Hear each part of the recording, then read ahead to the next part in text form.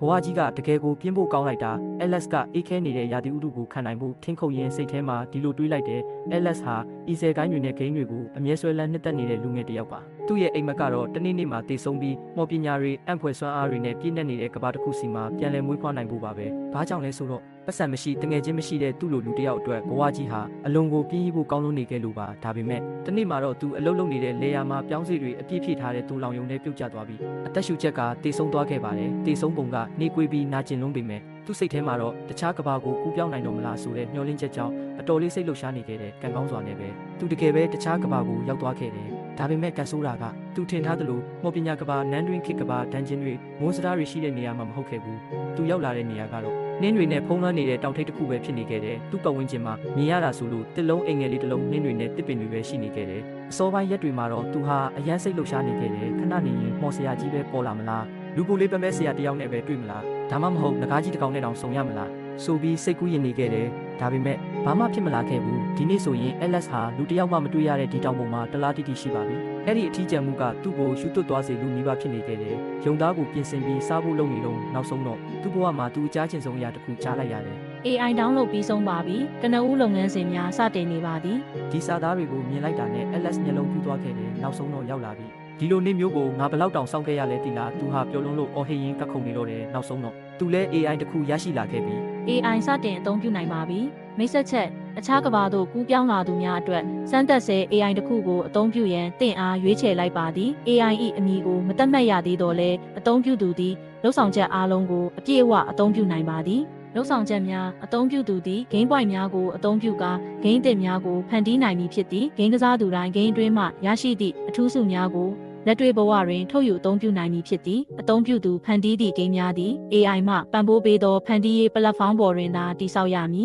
အသုံးပြုသူတွင်ကွန်ပျူတာမရှိသဖြင့်လက်ဆောင်အဖြစ်ကွန်ပျူတာတစ်လုံးပေးအပ်မည်ဖြစ်သည် game ဖန်တီးရေး AI ကိုအသုံးပြုနိုင်သူမှာရွေးချယ်ခံရသူတဦးလေးသာဖြစ်သည် game ကစားသူများများလေလေ game point များပုံမရရှိလေလေဖြစ်ပြီးထို point များဖြင့် game ကိုပုံမတိုးတက်စေနိုင်သည့်လှုပ်ဆောင်ချက်များအဝတ်အစားများပစ္စည်းများဗဟုသုတများပါဝင်လိုအပ်သမျှအရာအလုံးကိုရယူနိုင်မည်ဖြစ်သည်သို့သောအသုံးပြုသူဖန်တီးသောဂိမ်းများသည်လူအများ၏စိတ်ကြိုက်မဖြစ်ပါကအခြားသောအသုံးပြုသူကိုပြောင်းလဲရွေးချယ်သွားမည်ဖြစ်ပါသည်ဒီ AI ရဲ့ရှင်းပြချက်အားလုံးကိုဖတ်ပြီးတဲ့နောက် Alex တယောက်ကြောင်းသွားတဲ့အစပိုင်းမှာတော့ AI တခုရလာလို့အလွန်စိတ်လှုပ်ရှားခဲ့ပေမဲ့ game ဖန်တီးဖို့ပဲအသုံးဝင်တဲ့ AI ဆိုတာသိလိုက်ရတဲ့အခါနည်းနည်းတော့စိတ်ပြတ်သွားခဲ့တယ်။ဒါပေမဲ့ game point တွေကိုအသုံးပြုပြီးမိမိလိုချင်တဲ့အရာမှန်သမျှဗဟုသုတအပါဝင်အားလုံးကိုရယူနိုင်တယ်ဆိုတာသိလိုက်တဲ့အချိန်မှာတော့သူပြန်စိတ်လှုပ်ရှားလာတယ်။စိတ်လှုပ်ရှားစွာနဲ့သူ့ရဲ့တစ်လုံးအိမ်ငယ်လေးတွေကိုလှမ်းကြည့်လိုက်တဲ့အခါတကယ်ပဲကွန်ပျူတာတစ်လုံးရှိနေတာကိုတွေ့လိုက်ရတယ်။အဲ့ဒီကွန်ပျူတာကသူထင်ထားတာနဲ့တော့နည်းနည်းကွာတယ်။ဒီဇိုင်းကအလွန်ခေတ်ရှေ့ပြေးဆန်ပြီးအရွယ်စားကလည်းအရန်သိငယ်ကြစ်လစ်နေတယ်။ဒါပေမဲ့ပါဝါဖွင့်လိုက်တာနဲ့ Alex ဟာအဲ့ဒီကွန်ပျူတာကိုဘယ်လိုအသုံးပြုရမယ်ဆိုတာကိုဘယ်လိုနားလည်သွားခဲ့တယ်။ဒါကြောင့်အသုံးပြုရတာဘာခက်ခဲမှမရှိခဲ့ဘူး။ပြန်မကောင်းတာတစ်ခုကတော့ကွန်ပျူတာထဲမှာ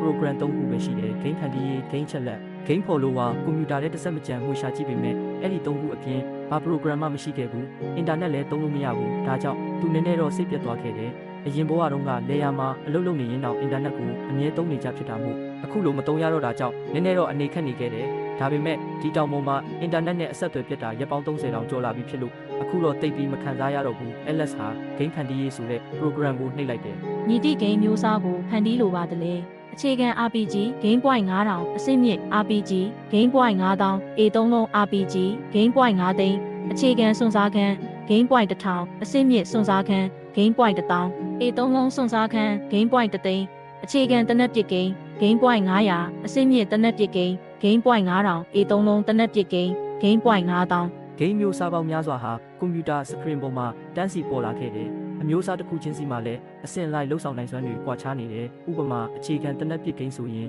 မြေပုံဖန်တီးနိုင်တဲ့အရေးအတွက်နည်းမယ်လက်နက်အမျိုးအစားလည်းနည်းမယ်။ဒါပေမဲ့ A3 လုံးတနက်ပစ်ဂိမ်းဖြစ်လာရင်တော့အေယာမမြေပုံတွေလက်နက်မျိုးစုံလှုပ်ဆောင်ချက်ပေါင်းများစွာကိုထည့်သွင်းနိုင်မှာဖြစ်တယ်။ဒီအချိန်မှာ Alex ဟာအနှဲငယ်စဉ်းစားမိသွားတယ်။သူ့မှာ game point က400ပဲရှိတယ်။အစပိုင်းမှာတော့ TV တစ်လုံးဝယ်မလားစားကောင်းတောက်ဖွယ်တွေဝယ်မလားဆိုပြီးစဉ်းစားခဲ့သေးတယ်။ဒါပေမဲ့သူ့မှာရှိတဲ့ game point က game တစ်ခုဖန်တီးဖို့အတွက်လောက်ပဲရတယ်။ကိုယ့်အတွက်တစ်ခုခုဝယ်ဖို့ဆိုတာမဖြစ်နိုင်သေးဘူး။ game မျိုးစားစည်းရင်းကိုစက်ကြည့်နေတော့သူ့ကိုဖန်ဆားသွားတဲ့အမျိုးအစားတစ်ခုကိုတွေးလိုက်ရတယ်။အခြေခံ sandbox game game point 200အဆင့်မြင့် sandbox game game point 2000 A3 လုံး sandbox game game point 2တန်း ဒါဟာအခြေခံအဆင့်နဲ့ A3 လုံးအဆင့်ကြားဈေးနှုန်းကွာခြားချက်အများဆုံးရှိတဲ့ game မျိုးစားပဲဖြစ်တယ်။ဒီ game မျိုးစားရဲ့အခြေခံအဆင့်က game ဖန်တီးရေး program ထဲမှာဈေးအပေါ်ဆုံးဖြစ်နေပြီး A3 လုံးအဆင့်ကတော့ဈေးအကြီးဆုံးဖြစ်နေခဲ့တယ်။ဒါပေမဲ့ဒီလိုဈေးနှုန်းကွာခြားရတဲ့အကြောင်းရင်းကိုတော့ LS ကောင်းကောင်းနားလည်တယ်။ Sandbox game ဆိုတာ game ကစားသူတွေကိုလွတ်လပ်ခွင့်ပေးနိုင်လေ game ထဲမှာလှုပ်ဆောင်နိုင်တဲ့အရာတွေပိုများလေ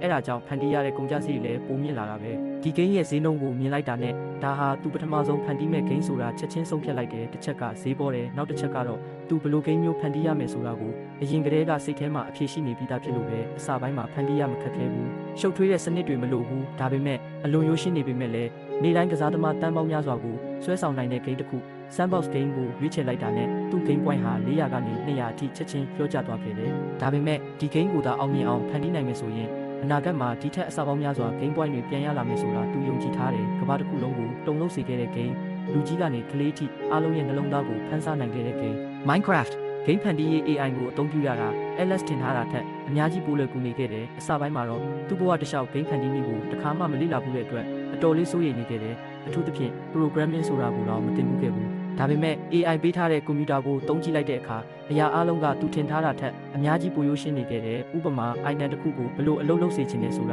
စာရိုက်ပြီးပြောလိုက်ရုံနဲ့ AI က LS စိတ်ကူးထားတဲ့အတိုင်းလုပ်ဆောင်ချက်အလုံးကိုအလိုလျောက်ဖြည့်ဆွတ်ပေးသွားတယ်။ Minecraft နဲ့ဥပမာပေးရရင်တဲနဲ့ကြောက်စလစ်တုံးတွေမှာဆွဲငင်အားရှိစေချင်တယ်လို့သူပြောလိုက်ရုံနဲ့ AI ကသူ့စိတ်ကိုတိုက်ရိုက်ဖတ်လိုက်ပြီးသူပါကိုဆိုလိုချင်မှန်းချက်ချင်းနားလည်သွားတယ်။တကယ်တော့ Minecraft တစ်ခုလုံးကိုစိတ်ထဲမှာမြင်အောင်ပြီးဒီအတိုင်းပဲလုပ်လိုက်လို့တိုက်ရိုက်ပြောကြည့်ဖို့တောင်သူစဉ်းစားခဲ့သေးတယ်။ဒါပေမဲ့အဲ့ဒီလိုစဉ်းစားလိုက်တာနဲ့ AIC က node တစ်ခုချက်ချင်းတက်လာတယ်။အသုံးပြုသူ၏မှတ်ဉာဏ်အတွင်းရှိ game ကိုအပြည့်အဝပြန်လည်ဖန်တီးလိုပါက game point 9000ကုန်ကျမည်ဖြစ်သည်။အသုံးပြုသူ၏မှတ်ဉာဏ်အတွင်းရှိလှုပ်ဆောင်ချက်များသည့်အဆင့်မြင့်သောကြောင့် game ကိုအဆင့်မြင့် Sandbox game အဆင့်သို့မြင့်တင်ရန်လိုအပ်မည်ဖြစ်ပြီးထပ်မံ၍ game point 2000ကုန်ကျပါမည်။ဒီစာကိုမြင်လိုက်တာနဲ့ LS လည်းပြင်းနေတဲ့စိတ်ကိုချက်ချင်းဖျောက်ပစ်လိုက်တယ်ပြီးတော့ game ထဲမှာဘာတွေထည့်မယ်ဘယ်လိုဖန်တီးမယ်ဆိုတာကိုကိုယ့်ဘာသာကိုတေချာစဉ်းစားပြီးစတင်လှုပ်ဆောင်တော့တယ်။ကံကောင်းတာက Minecraft ဟာမူလကတည်းကအလွန်ရှုပ်ထွေးတဲ့ game မဟုတ်ဘူး။အခြေခံစနစ်ကပေးထားတဲ့လှုပ်ဆောင်ချက်တွေနဲ့တင် game ထဲကအရာအများစုကိုဖန်တီးနိုင်တယ်။ဒါကြောင့် game point တွေလည်းတိတ်မကုန်ခဲ့ဘူး။ဒါပေမဲ့အဲ့ဒါကသူ Minecraft ရဲ့ version အဟောင်းတစ်ခုကိုရွေးချယ်ထားလို့ပဲ Cave and Cliff update တွေ Nether update တွေ Villager and Pillager update တွေလို့နောက်ပိုင်း update တွေတော့ပါဝင်မှာမဟုတ်ဘူး။ဒါပေမဲ့အစောပိုင်း Minecraft version တွေထက်တော့တာတယ်ခဏကြာတော့ LS စိတ်ထဲမှာ AI ကိုမေးခွန်းတစ်ခုမေးလိုက်တယ် AI ဂိမ်းကစားသူတွေ mod တွေဖန်တီးနိုင်အောင်လုပ်ပေးလို့ရလားလုပ်နိုင်ပါသည်သို့သောဤကဘာတွင်အသုံးပြုသော platform များဖြင့် game ကိုဖန်တီးထားခြင်းမဟုတ်သောကြောင့် mod ဖန်တီးရေး platform တစ်ခုကိုတိစောက်ရန် game point 50ကုန်ကျမည်ဖြစ်သည်မဆိုးဘူးပဲနည်းနည်းဈေးကြီးပေမဲ့ဒီ game အတွက်တော့မရှိမဖြစ်လိုအပ်တဲ့အရာပဲ LS ကပြုံးပြီးချက်ချင်းသဘောတူလိုက်တယ်ဒါပေမဲ့သူ့မှာနောက်ထပ်သိချင်တာတစ်ခုရှိနေသေးတယ် AI မင်းကဒီ game ကိုဒီကဘာရဲ့ platform ပေါ်မှာဖန်တီးတာမဟုတ်ဘူးလို့ပြောတယ်နော်အဲ့ဒါဘာကိုဆိုလိုတာလဲသူမျက်မှောင်ကျုပ်ပြီးမေးလိုက်တယ်သူထင်ထားတာကဒီ game ကို PC ဒါမှမဟုတ် console ပေါ်မှာပဲကစားရမယ်ပေါ့ game ကိုပုံမတိုးတက်သောကဘာတစ်ခု၏ platform ပေါ်တွင်ဖန်တီးထားပါသည်ဒါကြောင့်ဖန်တီးချိန်နှင့်ကုန်ကျစရိတ်ကိုများစွာလျှော့ချပေးနိုင်ပါသည် Sandbox game မျိုးစားကိုရွေးချယ်ရာတွင်အသုံးပြုသော game point 200အနက်50ရာခိုင်နှုန်းကို game အားဤကဘာတွင်အသုံးပြုနိုင်သော platform ဖြင့်ပြောင်းလဲရန်အသုံးပြုထားပြီးကျန်50ရာခိုင်နှုန်းကို game ၏လှုပ်ဆောင်ချက်များတွင်အသုံးပြုထားပါသည်ဒီကဘာမှာအသုံးပြုနိုင်တဲ့ platform အဲ့ဒါကဘာကိုဆိုလိုတာလဲ LS ကပို့ပြီးအံ့ဩသွားခဲ့တယ်အစင်းမြင့်ကဘာ၏ပလက်ဖောင်းသည်ကစားသမားကိုအခြားကဘာများသို့ဓာတ်ရိုက်ပို့ဆောင်ပေးပြီးကစားနိုင်သောစနစ်ဖြစ်ပါသည်သို့သောထိုပလက်ဖောင်းတွင်ကစားသမားသည်ဂိမ်းအတွင်းတည်ဆုံးပါက